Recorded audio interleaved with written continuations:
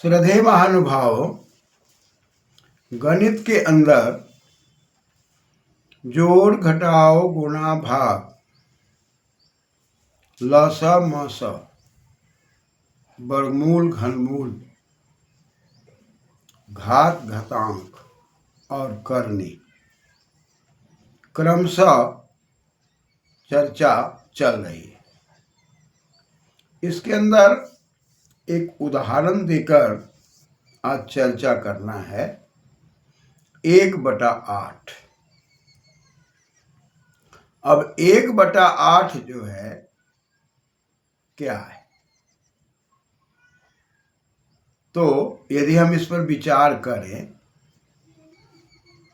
1 गुना 1 गुना 1 कर दें, 2 गुना 2 गुना 2 कर दें, तो यह 1/8, यानी कि इसको विभाजन करते हैं 2 के क्रम में, तो 1/2, 1/2 और 1/2, ये 1/8 हो रहा है।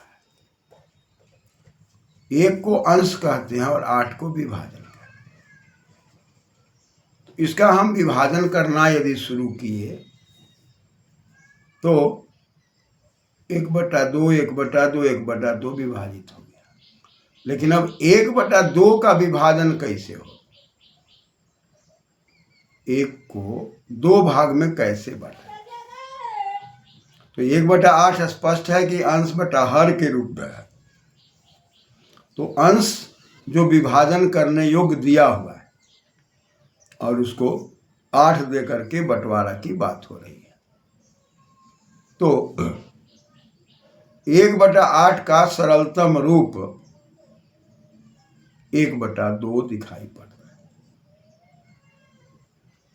तो हम 1/8 को अंश बटा हर भिन्न कह सकते हैं। भिन्नति भिन्ना, जो भेदन कर दे, जो तोड़ दे, छोटी प्रक्रिया में ले आए, छोटे अवयव में ले आए। 1 से 8 1/2 छोटे में आ गया गुना के रूप में। तो इसका विभाजन हुआ गुना के रूप में कि 1/2, 1/2, 1/2। लेकिन यदि हम सबको अलग अलग देना चाहें तो जोड़ का रूप लेगा। 1/2 जोड़ 1/2 जोड़ 1/2 जोड़ 1/2 जोड़ 1/2। तो ऐसे यदि हम प्रक्रिया करें तो 2 2 4, 4 2 6, 6 2 8, यानी कि 2 2 4, 4 2 6 2, 4 जगह बंटवारा हुआ। इसका विभाजन 4 जगह हो गया। तो जब तक अंश और हर के अंदर विभाजन की बात रही तब तक ये भिन्न हो गया। अब इस भिन्न पर सूक्ष्म विचार करने लगे कि 1/2 का विभाजन कैसे किया जाए। तो अब इसको हम 10वां भाग तक ले जाने का प्रयास करने लगे। तो 1 में हमने 2 से भाग देने की बात की, दशमलव दिया, 0 हो गया, 2 5 10 हो गया। अब यहाँ पर 1 में 2 से भाग दिया गया तो 2 5 10, 0.5 आया। अब ये 5 क्या है, तो एक अंक का बार बार आना आवर्त कहलाता है और न आना अनावर्त कहलाता है। तो 1 में जब हमने 2 से भाग दिया, 2 5 10, एक अंक एक ही बार आया और इधर अवसान हो गया। तो अवसान हो जाने पर और अनावर्त हो जाने पर क्या कहलाएगा, इस पर जब हम लोगों ने विचार किया तब स्पष्ट हो गया। परिमेय, परि उपसर्ग है, मा धातु है मापन के अर्थ में, और इत होकर के, मी होकर के, गुण होकर के और यत प्रत्यय लग के परिमेय, परिमेयम बन गया। परि माने हर प्रकार से, यानी कि हम यदि सामान्यता भाग देते हैं तो विभाजन हो रहा है, लेकिन उस विभाजन में पूरा का पूरा विभाजन नहीं हो रहा है। तब दशमलव की पंक्ति में गए, तब वह विभाजित हो गया। विभाजित होने पर क्या हुआ, 0.5, वह जो भागफल बना, वह भागफल अब आवर्ती नहीं रहा, अनावर्ती हो गया, और नीचे कट गया तो अवसानी हो गया। यानी कि एक में न रहा, एक में बिना न के, तो एक में अवसानी, एक में अनवसानी। ऐसी परिस्थिति में परितः नियम हर प्रकार से मापने का प्रयास किया और दशमलव तक में माप हुआ और अवसान हो गया, लेकिन एक अंक बार बार नहीं आया। तो यह परिस्थिति परिमेय की बनी।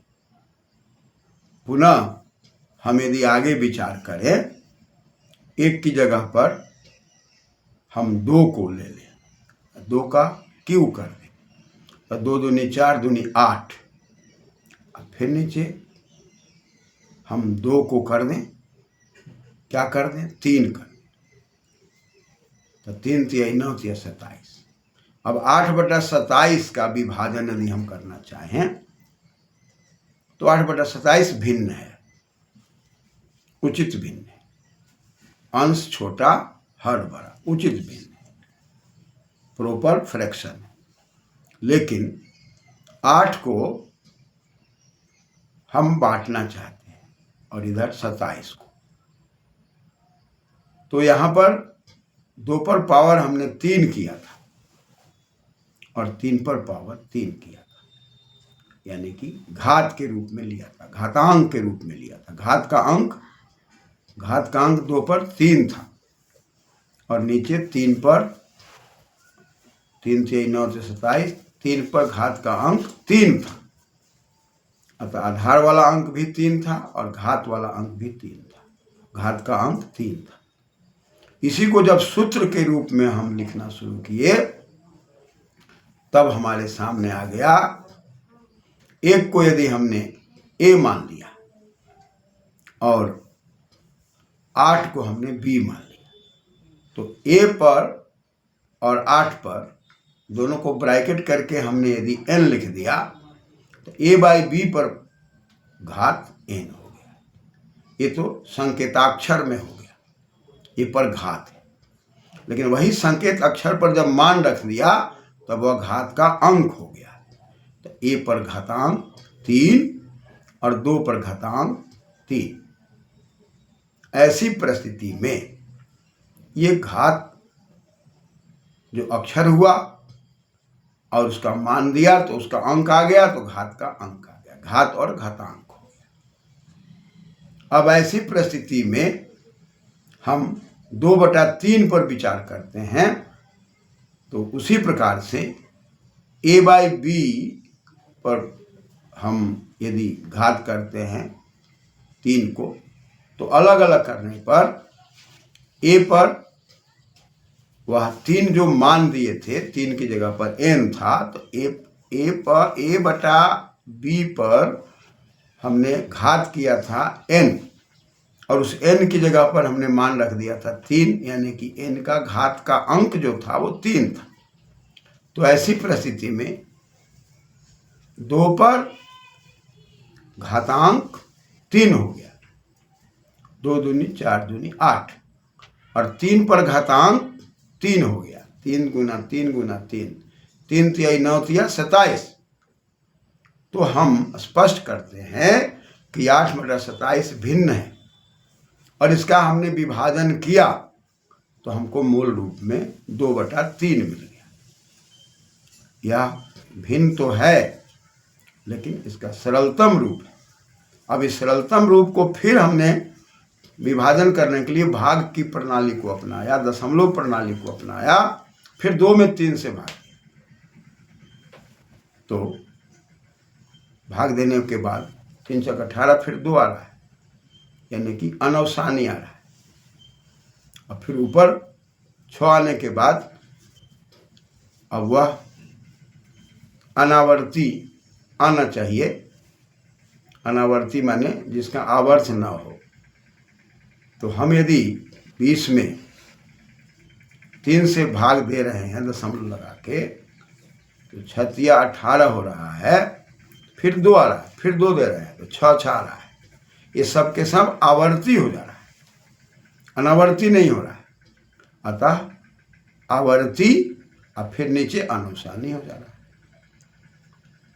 ऐसी परिस्थिति में भी परिमेय की बात हो रही है, यानी कि अवसानी हो अनावर्ती हो तो परिमेय, आवर्ती हो और अनवसानी हो तो भी परिमेय। अब एक ऐसी परिस्थिति आनी चाहिए जिसमें भाग देने के बाद दोनों में न लगा हो, अनावर्ती अनवसानी, तब उसमें नये समास हो के न परिमेयम अपरिमेय, जिसका माप नहीं हो सकता, जिसको हम P/Q के रूप में तो लिखते हैं, Q का मान 0 नहीं होता और अंश का विभाजन हम 1 2 3 4 5 में करते चले जाते हैं, लेकिन इस विभाजन में हम जो करेंगे वो परिमेय हो रहा है, अपरिमेय नहीं हो रहा। अब अपरिमेय पर हम लोग बाद में विचार करें। अभी हम लोगों ने विचार किया कि परिमेय और परिमेय में घात घातांक, उसका जब मान आया तो घातांक हो गया और अक्षर में आ गया तो घात हो गया, और घात में हन है, हन का घातादेश हो जाता है अक्ता प्रत्यय में लग करके, या न का त हो जाता है। तो वह जो घातीयति घातांक है, इसमें त प्रत्यय न लग के न का ही त हो करके ह का घ होके घात बन जाए। आगे की प्रक्रिया फिर अलग होगी। तो घात घातांक, ऐसी परिस्थिति में पुनः हमें समझना है कि परिमेय में तो घात घातांक हुआ, अब ये करने में कैसे होगा, इस पर हम लोग विचार करेंगे। धन्यवाद।